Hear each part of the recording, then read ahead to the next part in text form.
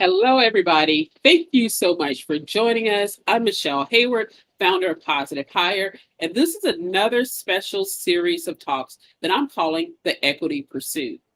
During these series of talks, I'm bringing on experts and leaders in human resources, or HR for short, as well as diversity, equity, and inclusion to talk about what they're seeing in the workplace, what's going on with employees as well as employers that are impacting job performance, workplace culture, or I don't know, it's still a culture where there's good or bad.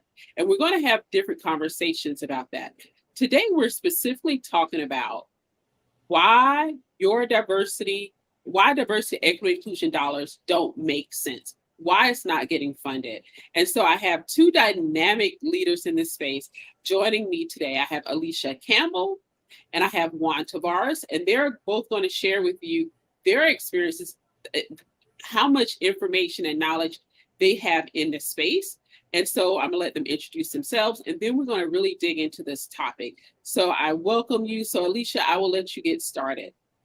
Great. Well, Michelle, thank you so much for having me. Super excited to be here. Hi, everyone. For those of you who don't know me, my name is Alysha M. Campbell. I'm the founder and CEO of Culture Shift HR, which is a diversity, equity, and inclusion training, consulting, and program management firm. So I work with organizations to help them create, energize, and strategize their diversity, equity, and inclusion plans to create more inclusive workspaces. And I'm excited to be here. Awesome. And Juan, over to you. Yeah, thank you, Michelle. And also excited to be here with you too. My name is Juan Taveras, and I am a certified HR and DEI professional with over 15 years of leadership experience. Most of that time has been spent in the nonprofit sector, but also in the hospitality industry. And I love what I do because I enjoy taking care of people. At the end of the day, that's sort of what gets me up every morning. But also creating working environments, inclusive working environments, where people can feel safe, can be productive and engaged. On a personal note, I'm originally from New York, but currently live in Phoenix, Arizona with my wife and 3 daughters and our dog and 2 guinea pigs. I love that. I love the guinea pig part because people aren't expecting that, right? No. Yeah. So I want to get started with where we are today compared to about 2 years ago. Upon the murder of George Floyd, a lot of organizations made pledges and so-called commitments, because there are a lot of waning in that area, to support their Black employees, Black communities. And a lot of that has been through donations, but also pledging to hire more Black employees. And so let's get started. Like, what are you seeing in the workplace right now as far as those commitments that were made back in 2020, Alysha? Yeah, great question. What I'm really kind of seeing right now, with especially with a lot of the clients that I partner with, is that they're really trying to make an intentional effort to create sustainable change within their DE&I strategy. So they're trying to think, okay, we hired some more diversity. We're trying to create new programming, but what is next? Like, how do we progress, or how do we mature in this space? So I'm definitely seeing the intentionality. I'm seeing the want and the desire to drive real change. But where I'm not seeing things happen is really around creating sustainable plans with sustainable budgets. I'm finding that it's really hard to continue to make bigger and better plans, or to continue to grow plans without a good solid budget or foundation, so that we can continue to create new efforts and initiatives. And this, and a lot of my other fellow colleagues within the D&I space, they're saying the exact same things, where it's a lot of talk, and then when it comes to putting the action forward, it's a slower return. So I think a lot of organizations need to understand that anything regarding the diversity, equity, and inclusion space needs to continue to be something that's, one, a key priority, and two, something that does need the tool of resources, specifically financial resources, to really come to life and really start to create sustainable change within the company. Thank you so much for that. Juan, what are you seeing? Yeah, I would certainly echo that. And then would say a struggle that I've seen, not just in my own professional work, but through colleagues and watching other organizations sort of go through this journey, is not knowing where to begin, and how to start this work, right? So we understand sort of intuitively that this is good. Oh, I shouldn't say that. There's also a lot of data now available around the imperative, right, for a business to focus on diversity, equity, and inclusion, and to have a good strategy and strong programming. But then, what does that look like on the ground? And you have organizations that are trying to figure that out, don't really fully understand how long it takes to get this done, to get it right. I also witnessed early on, a couple of years ago, like there was this race, right? It felt like there was so much pressure behind getting something done immediately. So which caused, looking back now, more issues, more harm than good, because those programs lacked intentionality. They lacked, the thoroughness necessary to have a long-term, like Alysha said, sustainable strategy. And then there's also this idea that, oh, this is a one and done kind of deal. Like, oh, we implemented a strategy and now we put it on autopilot and forget about it. When the reality is that this is that strategy will continue to evolve as your organization changes and evolves, right? So it requires constant maintenance, which, again, going back to Alysha's point, it has to be funded and well sustained for long-term positive outcomes. Thank you for that. So I want to go back to something you said, Juan, in that companies don't know where to start. What is a step they can take if they don't know where to start? Like, what is something they can do? Like, what's a starting point that usually works for most organizations when we're focused on diversity, equity, and inclusion? Yeah, great question. So I would say a couple of things. The most obvious, and maybe obvious to me or any HRDI practitioner, right, is an assessment. Is to really start with a baseline of where are we today when it comes to this work? Well, what are we currently doing? What are the gaps? What are the opportunities? And that's going to give you, again, that starting point to figure out what are the urgent needs that we can immediately address versus that, something that's more long-term and it's going to require more time and effort. That said, again, this is coming from somebody who does this every day, right? Like, yeah, an assessment is a no-brainer, but oftentimes that's not at the forefront of leaders' minds. So if that's not happening, or you don't have the support or the resources to conduct an assessment, then just start with an audit. Like I think there's in a desire to do this work well, sometimes we overcomplicate it, right? So like you don't need an external consultant to help you just take a look at yourself and your team and your organization. That doesn't require anything other than what you already have. So start with what you have is what I would say, and start asking by asking questions, right? Like we are committed to increasing the diversity of our demographic, right? So how do we do that? And start looking at your recruiting practices, and start looking at where you're posting your jobs. How are we reaching out to other communities and other sectors, et cetera? So there are simple, smaller things you can do if you don't have the money, or before you start spending money on something, so that once you engage in a consultant, at least there's something you can hand them over that say, okay, look, we've done a little bit of this work. Now help us get to the next phase, right? Thank you so much for that. And Alysha, I'm gonna go to the other side, because you've been the internal HR professional. Now you're an external consultant. What do consultants do to help companies start the process? Like, how do they find you? How do they approach you? And what do you see as a good starting point for them? Yeah, that's a great question. So the way usually clients find me is, I'm very active on LinkedIn. So I'm posting about the work that I'm doing, other clients I'm partnering with. I'm, very fortunate that, Culture Shift HR has been recognized for awards and the work that we do within the community. So that definitely starts to get on the right eyeballs, where clients are like, okay, this is, something we need. Plus we see there's someone who's a specialist. Let's see if there's the right fit. So usually through word of mouth, referrals, social media, and then even RFP proposals. There's different websites that host those, organizations that are looking to hire, and then I'll put, my hat in the ring to see if that's something that could be the right fit. So organizations take multiple routes to kind of find the right consultant that works for them. And I think to Juan's point, and I was so excited that he said it, is that you do need to start with an audit. And that's so important because you can't build a roadmap, a strategy, a next step, or anything till you know where you currently are. And I think a lot of organizations don't automatically assess diversity, equity, and inclusion work with assessments. They just think that they just have to have activities and events and activations, when really you do need to kind of see what's underneath the surface to know what are the things we need to be really focusing on.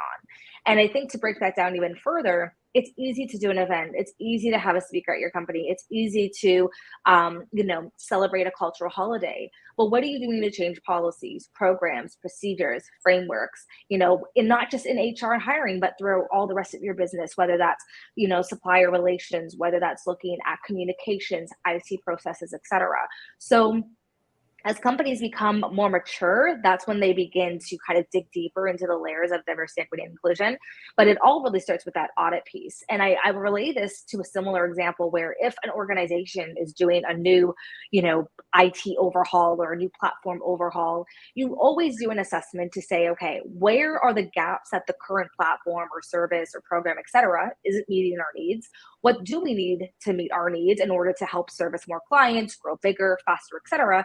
And then you build a plan based on what that initial overview looked like. It's the exact same thing with diversity, equity, and inclusion. You can't just kind of jump into the deep, even though it might be well-intentioned, because again, you're going to make mistakes along the way. And two, you're probably going to waste a lot of efforts and times potentially as well. So then when you think about this, because the scope of diversity, equity, and inclusion goes beyond just, a funnel of individuals, it's the whole company, people are going to have maybe a sour taste in their mouth. They might be feeling disgruntled. They may be feeling like they're being ignored, things aren't being done with the right care and attention, et cetera. And then you're dealing with the backlash of whatever, initiative or, goodwill intention action was taken. And it may not be kind of going in the way that you kind of assumed it would go. So I think starting with that audit, getting a really good deep dive on not just long-term, but short-term goals. What are some of the quick wins? What are the things we need to work on over time? And then being able to share, this is what we discovered, this is our plan, and this is how we're going to start to move the needle and start to make some real change. Thank you for that. So both of you brought up some great points. That audit and or an assessment are going to identify areas where you need to make changes. And so now they're like, okay, we don't know if it's better to bring in somebody. Should we do it internal? Let's go with a problem we often see. And is that they don't know who to hire, where to find a consultant. And so let's say you want to, because this is June right now, we're in June 2022. I have to remember it's 2022, still like some days feel like 2020, but it's 2022. And people are hyper focused because it's Pride Month. And again, we're doing a lot of celebrating. So we could call it a few other words. It's like, where's the real work going on? But if you're taking that, okay, you did an event, right?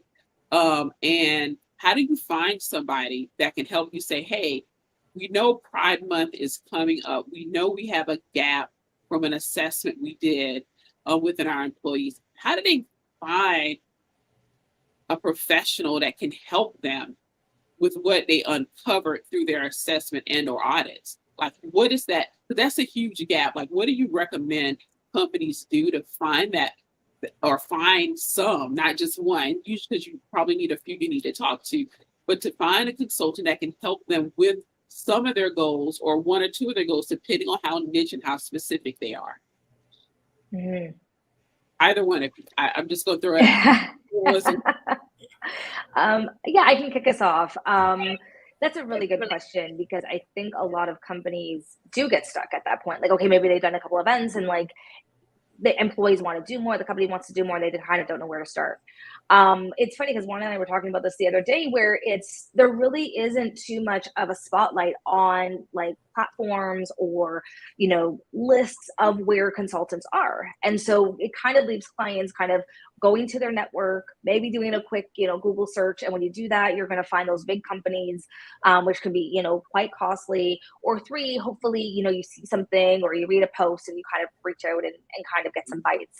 So there really isn't kind of a streamlined funnel way to find diversity, equity, and inclusion consultants. And then number two, we are on a wide spectrum of skills and talents and knowledge and information and experiences. So it is not a one size fits all approach when you also identify which consultant you might need. You might want to partner with someone who's based more on racial equity, where there's some others that might be more focused on sexual identities and the LGBTQIA community. So it's also understanding where do you need like someone who's kind of like a generalist, can kind of help in a little bit of areas, but then maybe needing to lean on someone who's, a focus on certain diversity dimensions. The list can go on. I think what's important is beginning to engage in the conversation, beginning to see kind of what the needs are, and then really have some conversations, meet people, interact, put together an RFP or a call to action, see who engages and wants to have that conversation, and then start from there.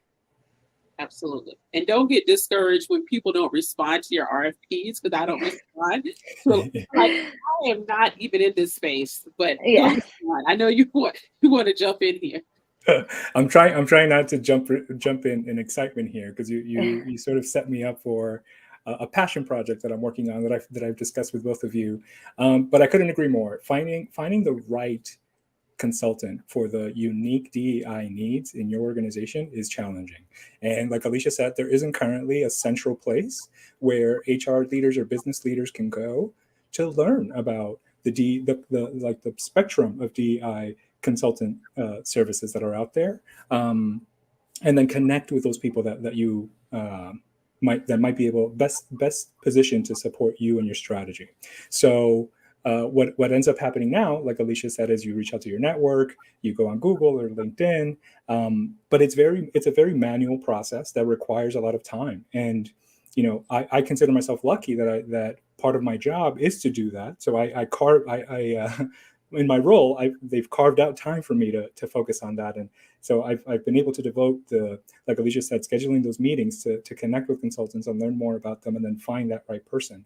But I'll tell you, the vast majority of HR professionals, especially in small to mid-sized businesses that are also doing benefits and payroll and hiring, and they don't have the time to do that. So what ends up happening is they either go with the first person that either meets their budget or that they liked, which may or may not work out depending on that person's skill set, or they pause the work. It ends up going further down the priority list, which is also bad.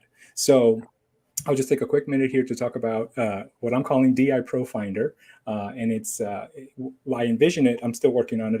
Doesn't exist yet, but I envision it to be a directory, an online public directory of DEI consultants and practitioners, as well as a hub for DEI resources, tools, and information. So if you're an HR leader like I am in a small organization, and you've been charged with putting together a DI strategy, and you probably know enough to be dangerous, but you're going to need some help. This DI Pro Finder is going to be the place where you want to go and again, just educate yourself on that process, all the different areas that our DI consultants specialize in, and then find that right person for you. And another aspect, actually, Alysha gave me this idea recently, is ideally DI Pro Finder will also be a place where companies can post jobs. So that RFP process can also happen on this site. So I'm working on that. If you want to check it out, it's I have sort of a landing page on there right now. You can submit a contact form if you want to stay in touch, but it's diprofinder.com. I love it. I love it. So thank you so much for that, Juan. Because we know it is difficult. So I've gotten even like LGBTQAI submittals like, that's great. It's not my area of expertise. I didn't know who to send it to. Because now if I know who to share it, at least I can go to your platform or share it with you for you now to share with your community. And that's really important too, as consultants and employers. We're sharing it within a hub where it can reach more people to actually find that expert to really help organizations. So thank you so much for that. I want to go back to something. I want to say Juan said whoever it fits the budget. So let's talk about the budget, because that's usually the biggest sticking point, right? If we can get through the audit and assessment, if we can find a consultant it is the budget. And I hear this the most from consultants, like they don't want to pay for it. Like what they're looking for is 10 times or way more, not more than 10 times of what has often been budgeted. What are you seeing around the budget issue? Like what's driving it? And how can employers, companies come up with the actual funds they need to get this work done? Not started, but actually done throughout the years that it's going to take. I'll start with Yeah. you. Oh yeah, this is definitely a fiery topic for me. I really think with a lot of organizations, and I think it's a little bit of a knowledge drop. I think there's a lot of different things that go on when it comes to understanding how to budget for any diversity, equity, and inclusion initiative, strategy, action plan, audit, assessment, etc. I think one, there's a lack of knowledge of what is actually encompassing these activities, what the time, the review, the research, all those types of elements, what that actually costs. I think two, because focusing so heavily on diversity, equity, and inclusion is a new business transformational element. It hasn't been something that's been talked about in terms of, okay, if I want to, again, overhaul my IT platform, I know that's going to cost me over $200,000 because it's in the IT space. We haven't talked about DE&I as a transformational tool and mechanism within companies. So because there's that gap in seeing what this actually is, the dollars and cents haven't been following closely behind it.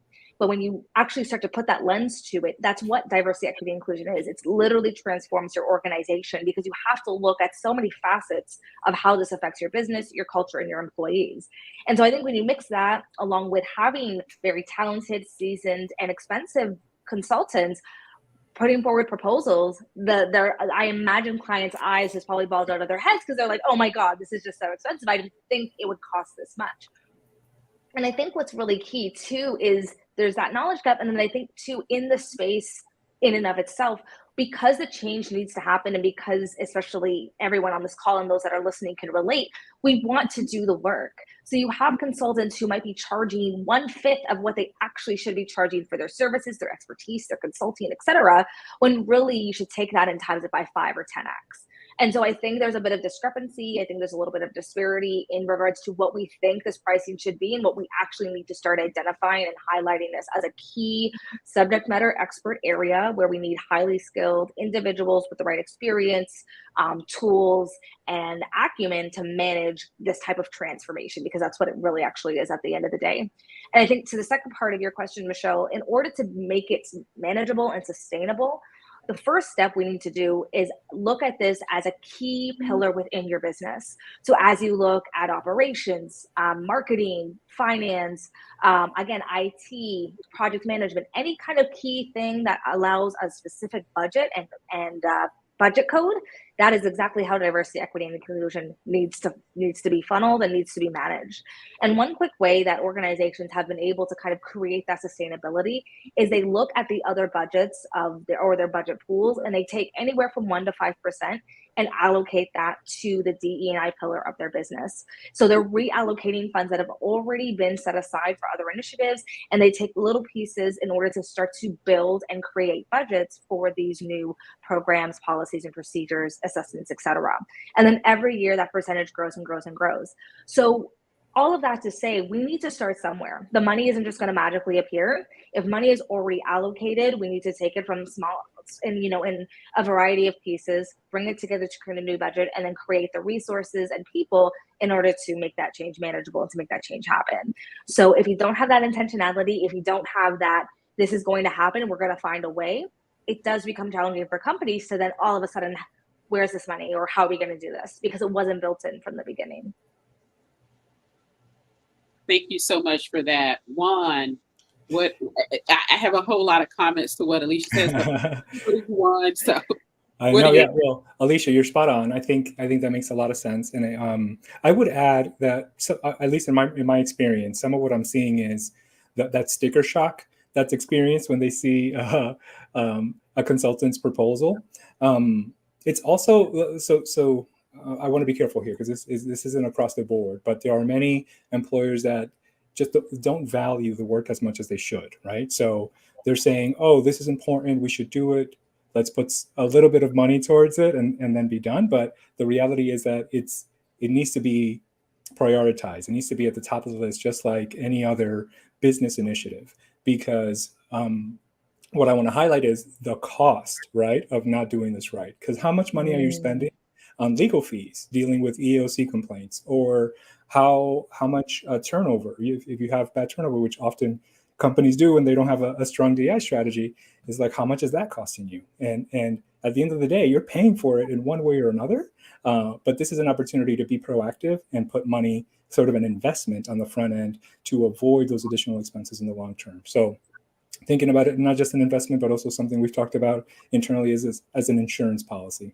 And then I would just one comment on I love the idea of grabbing 1 or 2% of budgets across the board, right? So that it's everybody is sort of pulling in to this effort, which the idea of that is very, it's good, it's positive. And it comes with challenges, right? Because people, when they have a budget and they have a plan, they don't want to let that go. They don't want to, make those kinds of changes or sacrifice in order to do other important work. So navigating that is also going to be important and doing that well. Absolutely. I love that. I love, like, how both you said you're paying for it. Like, you can pull it from budgets here, but you're paying for it in your turnover. I see you paid for it in your products, right? Mm-hmm. That and you're paying for it. And if you go back, the example I usually like to focus on, because it's very tangible, is General Motors. A few years ago, Black employees on the manufacturing floor would talk about the racism they were encountering, nooses being hung up in the facility, and they ended up quitting and ended up suing General Motors. But if you think about it, as a General Motors automobile owner, how has it impacted the quality of your vehicle? How many times are you taking it back in and there are recalls, right? You're now always think about it tangible. How does it impact that employee, the organization? But it also impacts whether it's software development, it is healthcare that's going on for patients within an organization, because that is a service that's being delivered, as well as tangible products. And so organizations, you're getting that back because do not have a DEI strategy that is working, that really needs to be changed. Like you said, Alysha, is transformation in organization. And people are like, well, oftentimes the pushback is, well, it's going to impact me negatively if we transform, right? They're going to lose something. But on an organizational level, and sometimes we look at how it can transform on an organizational level. And I think sometimes we miss, how does it transform people on an individual level? And so we send executives to training, and then we have other people who voluntarily go to training, but it's that gap in there of other people who see it as a pushback to their opportunity when it's actually a value add. Because right now, people are like, I'm not buying a car, gas costs too much, right? But if you knew that you're going to get the best out of a GM vehicle, it has the best gas mileage, you would not have that problem, because that organization is culture so tight. People see the value in the products that you provide. Plus the service, like, I don't have to take it to the dealer, but every 12 years, right? You only took it twice. What would that be like, other than regular maintenance? It speaks for itself. And the branding then, right? Going out to recruit people. Mm-hmm.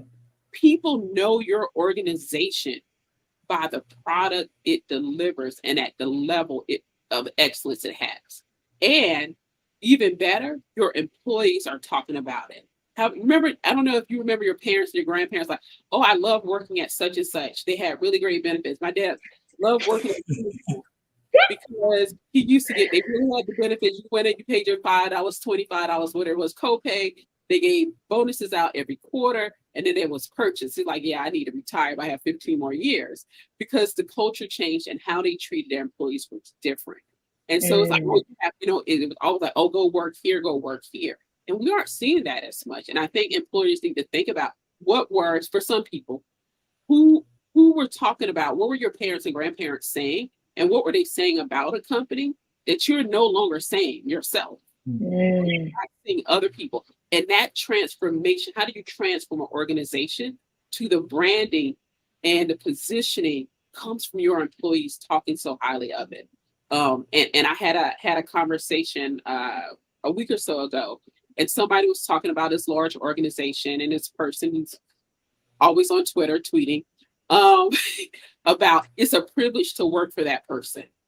And I said, no, the privilege is you having to take your skills and know-how into an organization to transform that person's idea and vision, right? And to build an organization like that takes diligence, it takes commitment, and it definitely takes having the right people, consultants and employees internally to have that happen. And I think, like you said, it is often missed. They miss that opportunity because they're making millions or billions if you're in crude oil and gasoline right now. And it's like, well, what's better than $35 million in profit? About hit 88. But what if you could have told them if you had better culture, you would have been at 250 3 years ago and you didn't need a recession. Yeah. So I absolutely agree. So I don't always like to drive the money, but I think that transformational part is so is seen as a nonprofit, is seen as donations, is seen as something nice to do and not a must have. And we really must have it to really get the best of our people and provide the best products and services to our employees. But that's me preaching today. That is my sermon for the weather. So any final thoughts? And I'll start with you, Alysha. Yes, just to plus one on what you said regarding that last moment on the recession and, companies now starting to shift modes on how they operate business. This past week alone, I've probably seen between anywhere from 8 to 10 posts of, diversity professionals, consultants, full-time employees, et cetera, unfortunately losing their jobs at these companies because companies are cutting back. They're, being mindful of the bottom dollar. And those are the positions that are getting cut first. And it really breaks my heart because it's, again, to your point, Michelle, they think this is a nice to have. This is, charity work and anybody can do it. And that is so far beyond the truth, that these roles are so vital to how you come out of these recessions, to how you continue to grow and prosper, and how you continue to be a brand in the market that people want to buy your products, work for you, advocate for you, et cetera. So if anyone's listening to this, especially organizations that are thinking of having to do some cutbacks or to realign based on financial projections, don't always look to the DE&I professional in order to kind of get your savings in your dollar, because you will feel it again in some shape or form. And it will be a decision that is going to be highly regretful. Thank you for that. Yeah, because they're going to hold on to the people during the recession. That turnover after the recession is usually so high because the culture, they let everything slide back, or the culture moves. You're going to do the job of 5 people, or you're going to be unemployed like the last 5 people. And that's really, I think right now, one of the best things one of my former employees taught me was one time, this is in construction, they sat there doing a downturn and they trained their people. They trained them. Like we were in training every day. We didn't have work, but we had training, right? But when the work came, didn't have to train them, right? They were able to hit the ground running and be really, really productive. So during the downturn, think about what are the things you can really do for your employees to retain them when the recession is over. So Juan, I'll go over to you and get your thoughts. Yeah, I love that, and couldn't agree more. I think any company that is investing in their associate or employee population during a downturn and finding other ways to cut costs, I think that's the smartest thing to do. Also, it also speaks to viewing your people as assets, right? Not just widgets or a labor expense. Which is why oftentimes, labor is one of the first things that get looked at. So couldn't agree more. And I think, again, going back to building that brand and building that culture where you're building loyalty on both ends, right? So like if I'm an employee and I know that we're heading into a recession and my employer is doubling down on me, now so we don't have enough work, but now you're going to skill me up and make sure that I have a sustainable, life for the next few years or however long the recession is. I'm not going to leave that place once the recession is over. And similarly, if the word gets out or you're doing that good work on the brand side externally, customers notice and they say, okay, they have a conscience and they're doing things they're coming from a good place.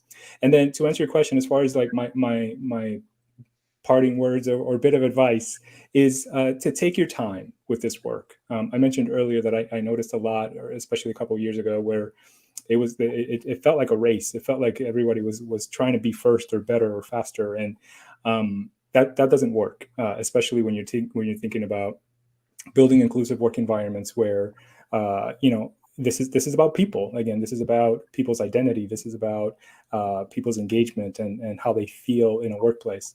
That takes time, and it's important to take that time. It's okay that it takes time, and that would be my piece of advice. Just one day and one step or one initiative at a time. Thank you for that. So, Juan, where can people connect with you? How can people connect with you?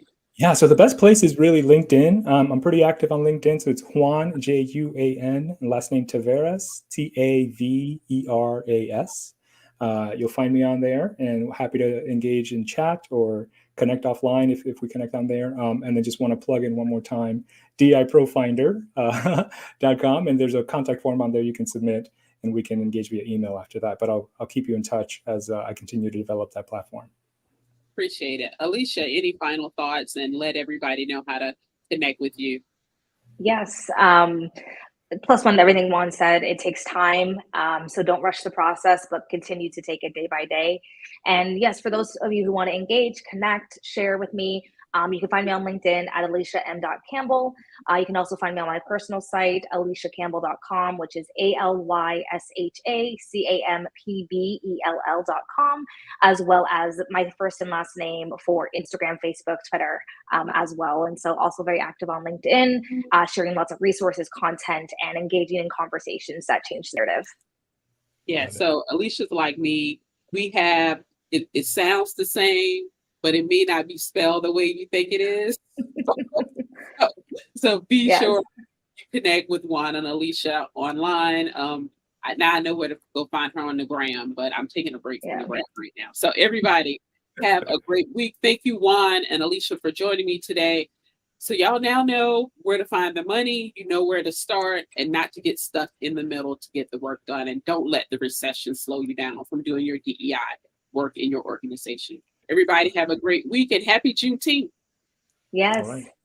Thank you.